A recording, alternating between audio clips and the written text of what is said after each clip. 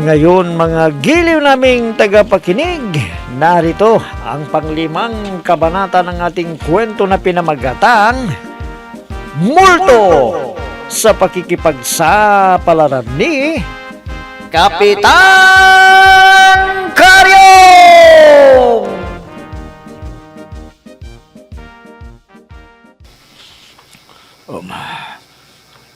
Bunyog, Ha? Si Romeo, yung bodyguard. Lalapit ako sa kanya. Anong ginagawa mo rito, Romeo? sige. Buti pa, pumasok ka na rito sa sakyan ko. Bilisan mo. Baka may magkakita sa iyo. Sige. Papasok ako. Halika. Sumama ka sa akin. Ha? Saan tayo pupunta? Pupunta tayo sa motel. Ano? Motel? Pero Romeo, Sige baka... na. Sumama ka na sa akin. Bilisan mo. May pag-uusapan tayo. Sige na. Sige. Pero sandali lang tayo doon, ha? Sige. Basta sumagay ka na. Sumama ka sa akin. Bilisan mo. Sige. na, bilisan mo. Sasakay Sige. na ako kagad. Baka may makakita sa akin na marites. Sige. Ayaw na. Ay, naku. Siguradong sisipigan ako ng Romeo na ito. Baka masaktan ako. Dahil matagal nang hindi ako sinisipingan ni Karyong. Bahala niya.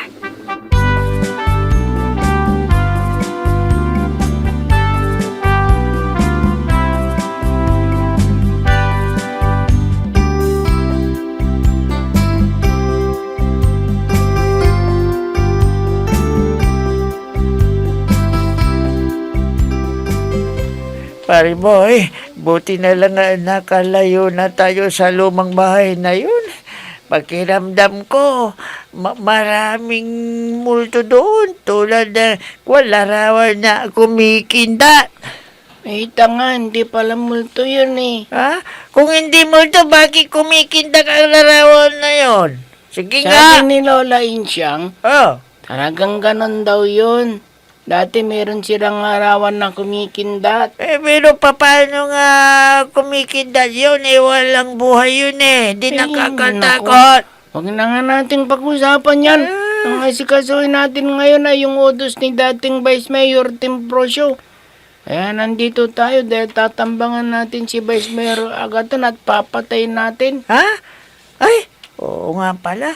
Naku, kinakabahan ako, pare. Bakit ka naman kakabahan? Matagal na tayo dito pero hindi pa dumadaan si Vice Mayor Agaton.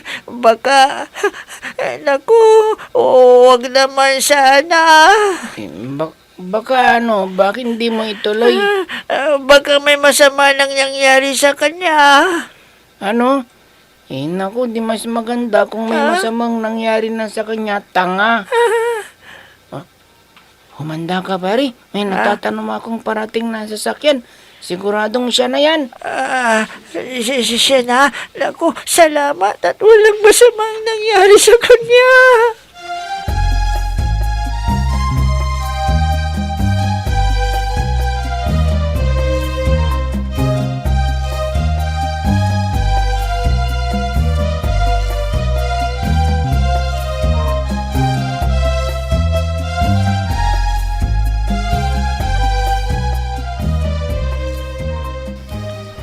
Halika.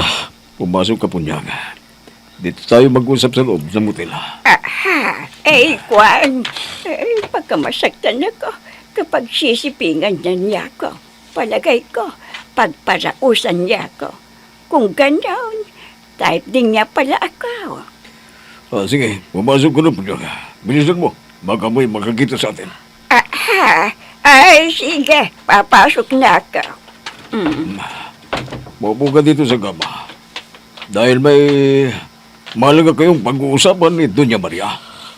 Kumusta ka na, Punyag? Senyora Maria, ikaw, akala ko sige na, Romeo. Lumabas ka na. Iwanan mo na kami dito ni Punyag. Opo, Senyora Maria. Diyan ako. Punyag, gusto kitang kuning tauhan ko. Dahil hindi ko kabisado ang mga tao dito. Ay, kukunin mo akong tauhan ba? Anong trabaho ka? Madali lang ang trabaho na bibigay ko sa'yo. Ikaw lang ang magiging mata ko sa sino mang taong katransaksyon ko. Bakit ako pa? Bakit hindi ka gumamit ng CCTV? Ayaw kong CCTV dahil madali nilang mapapansin ang camera. Pero kung ikaw ang magmabanban, hindi nila basta-basta mahalata na tauhan kita. Magkano na ba nang ipapasweldo mo sa akin? Magkano, Senyora Maria? Makinig ka muna bago ko sasabihin kung magkano.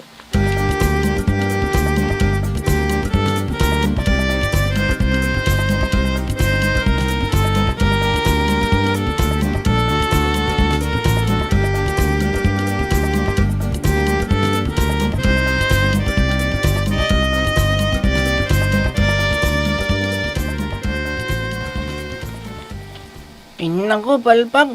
Bigo tayong matambangan si Vice Mayor Agaton. Oo, pare. Parehong hindi pumutok ang baril natin. Bakit kaya? Nagtataka rin ako Hindi kaya namulto tayo, pare? Ano? Mumulto? Naku, pare. Huwag mo naman sabihin yan. Takot ako sa multo.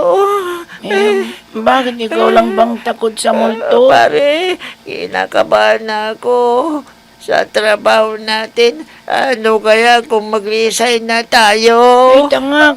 Kung magre-resign tayo, wala tayong pagkakakitaan. Pare, Mamamatay na nga tayo sa gutom. Pagkatapos pero- mag-resign ka. mamamatay tayo sa disgrasya naman, pare. Kung mamalasin ka, talagang madidisgrasya ka.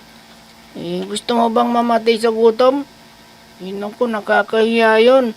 Kung namatay ka, pati bangkay mo, papangit. Pati mga makikiramay. Ayaw nilang dungawan ng kabaong. Dahil magmumukha kang multo. Bakit kasi hindi pumutok ang mga baril natin kanina? Iyan nga ang dapat nating alamin. Sandali lang, titignan ko itong baril na ginamit ko Ha? Sige, tingnan mo.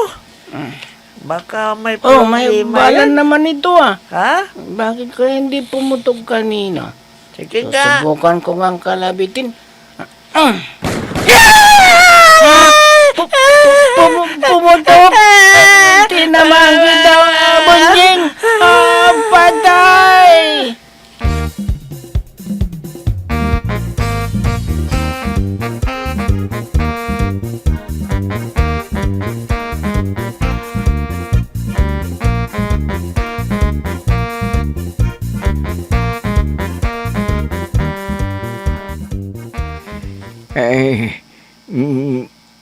Amreng, narinig mo ba ang putok ng baril na yan? Ay, oo, Kap. Sino kayang nagpaputok? Ay, tignan mo, Kap, kung sino. Oo, sige, sandali lang, titignan ka. Bakit ako ang pupunta? Ikaw ang CBO, kaya ikaw ang dapat umalam kung anong putok yan. Ha? Ay, ako lang mag-isang pupunta, Kap. Hindi ko kasama si Benito. Natutulog si Benito. Huwag mo nang isturbuhin. Ano? Ay, San Dear Kapitan? Utusan mo ako, samantalang si Benito, ayaw mong utusan. Lagi na lang ako. Sinigawan mo ka. Sige, kung ayaw mo, mula ngayon, tanggal ka ng CBO. Ay, Kapitan!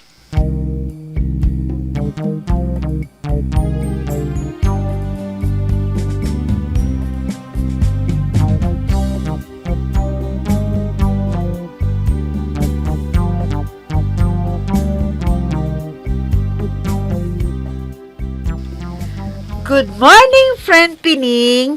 Ang aga-aga mo ngayon ah. Mas nauna ka kaysa sa akin dito sa barangay hall. Oo, friend. Inagahan ko ang pagpunta rito para mag-research. Ha? Mag-research? Kaya pala, binabasa mo yung encyclopedia ng barangay. Oo, friend. May gusto kasi akong malaman eh. Ha? Ano yun? Yung tungkol sa pinakamatandang bahay dito sa Pilipinas. At ayon sa nabasa ko itong pagmamay-ari nila Don Mariano Avendano, San Diego, at Doña Maria Yap. At ipinatayo ito mag-aapat na raang taon na. Teka, bakit ba interesado ka sa lumang bahay na yan? Plano mo bang bilhin, friend? Hindi, Veronica. Nagtataka lang ako. Dahil ayon sa nabasa ko, ay matagal ng patay sila Don Mariano Avendano, San Diego, at Doña Maria Yap. Pero, sino yung nagpakilalang Doña Maria Yap? Ha? Oo nga pala, no? Yan ang nakapagtataka, friend. Paanong naging buhay pa si Doña Maria Yap? Samantalang mag-aapat na raan ng ipinagatayo ang bahay. Sa makatuwid, mahigit 400 taon na siya, pero buhay pa. At parang sa 65 lang ang edad niya. Oo nga, no, friend? Nakapagtataka, hindi ba, friend? Kaya sa palagay ko Oh, bakit hindi mo itinuloy ang ibig mong sabihin, friend? palagay ko, multo yung nakakausap nila kagawad asyong. Ano?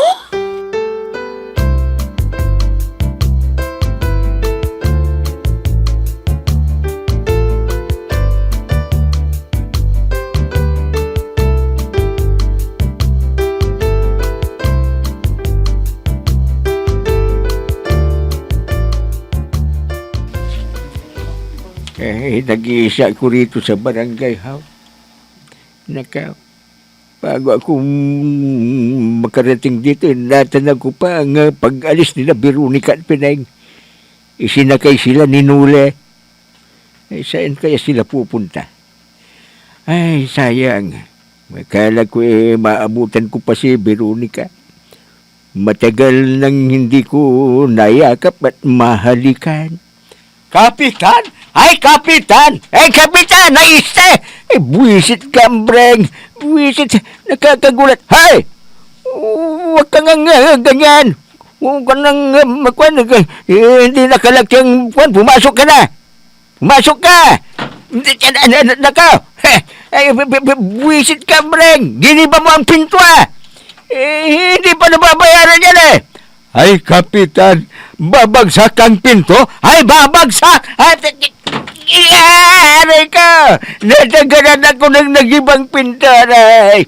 Ay, suri ka pa? Ay, kwan kasi, may nakalap akong balita na kailangan malaman mo kagad Aray ka, anong balita yan, ano? Si Haling Punyag, nakita namin ni Benito na iminutil ng bodyguard ni Doña Maria.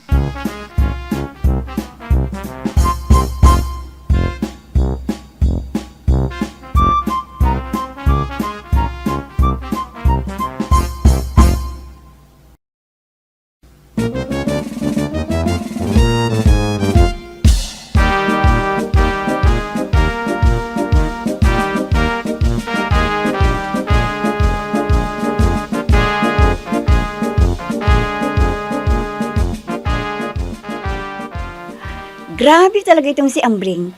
Sinira ang pintuan ng barangay hall. Oo nga Buti na lang kamo, di gaanong nasaktan si Kapitan. Friend, may sasakyang huminto sa tapat ng barangay hall. Sino kaya yan? Ha? Si Vice Mayor Agaton pala. Galing sila kay Mayor. Ano kayang napag-usapan nila, friend? Hayan na siya. Papasok na sa barangay hall. Oo nga Veronica, Pineng, si Kapitan, nandito ba siya? Wala siya rito, Vice Mayor. Akala ko ba magkasama kayo? Ay, magkasama kami. Pero nagpaalam sa akin na uuwi na siya dahil may gagawin pa raw dito sa barangay hall. Wala pa naman siya dito. Siya nga pala, Vice Mayor. May bago ng balita. At siguradong ikatutuwa ninyo nila Mayor ito. Ha? Anong balita yan, Veronica? Ano? Umatras na sila dating Vice Mayor Timprosyo sa usapan nila Doña Maria. Hindi raw nila kayang ibigay ang hinihingi niya dahil masyadong malaki raw. Ganun ba? Tama. Babalik ako kay Mayor at ibabalita ko sa kanya ang sinabi mo.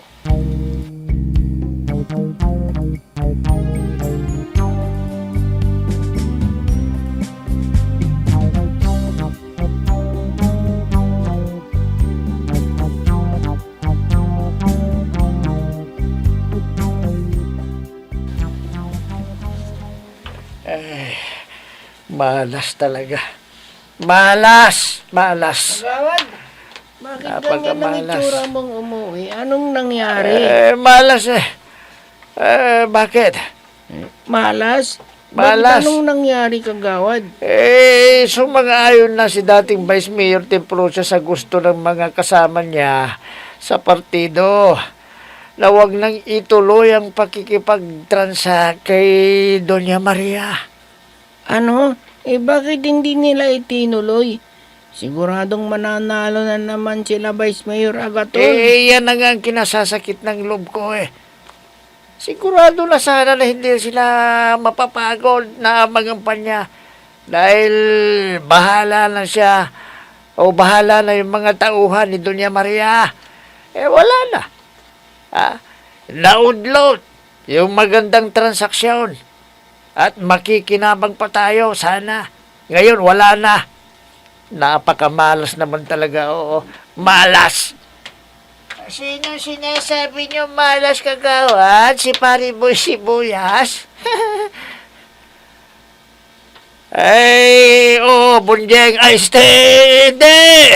Wala akong sinabing malas siya. Wala. Kagawad, paano yan? Mapapernada na naman yung pagiging chief CBO ko ng barangay. Parang gano'n na nga, boy. At alanganin na rin akong manalong kapitan. Buisit, malas. Malas talaga. Ang mabuti pa siguro, patayin ko na lang si Karyong. Kagawad!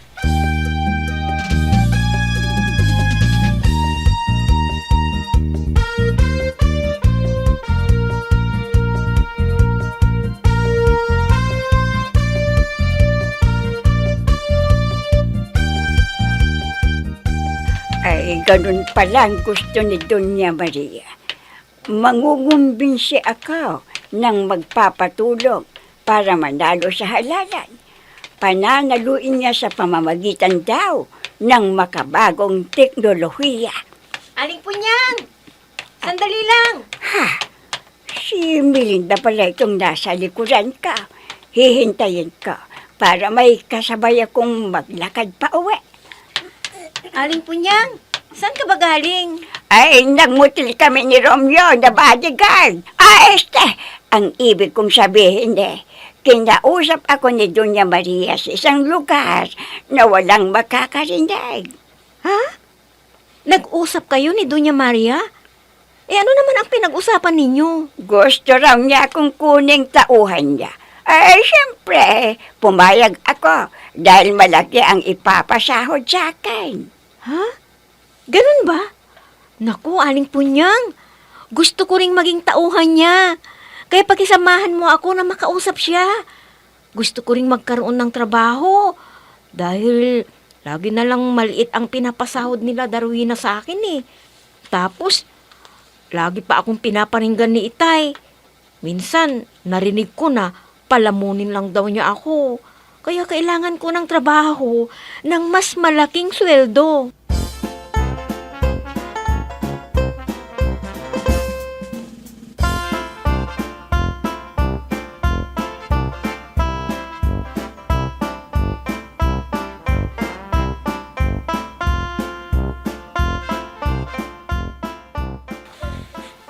Mayor, ano ngayon ang desisyon mo? Hindi na kaya nila Vice Mayor Timprosyo ang kondisyon ni Doña Maria. Alay, gusto kong makausap si Doña Maria. Baka pwede naman niyang bawasan ang service fee niya. Ay, Shawuhaw! Nandito na ako, Mayor. Doña Maria, ikaw? Oo, Mayor. Yung kondisyon na hinihingi ko kina dating Vice Mayor Timprosyo ay babawasan ko para sa inyo. Alay, magkano naman ang babawasin mo? Pwede na ang 200 bilyong piso. At sisiguraduhin kong madadalo kayong lahat.